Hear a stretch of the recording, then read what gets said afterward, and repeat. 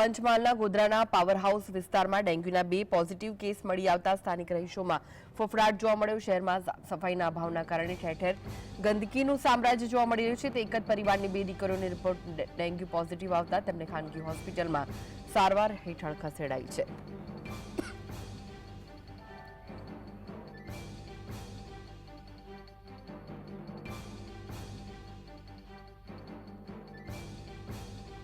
તો એક જ પરિવારની 2 દીકરીઓનો ડેન્ગ્યુ પોઝિટિવ આવતા સ્થાનિક રહીશોમાં પણ ફફડાટ જોવા મળી રહ્યો છે।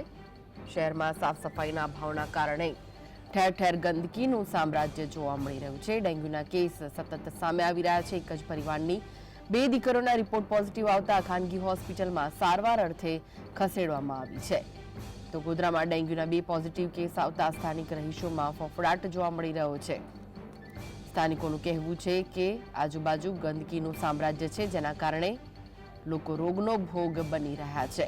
તો આ વિશે વધુ માહિતી માટે જોડાઈ ગયા છે સંવાદદાતા રવિ। ડેન્ગ્યુના કેસ સામે આવી રહ્યા છે, શું વિગતો છે?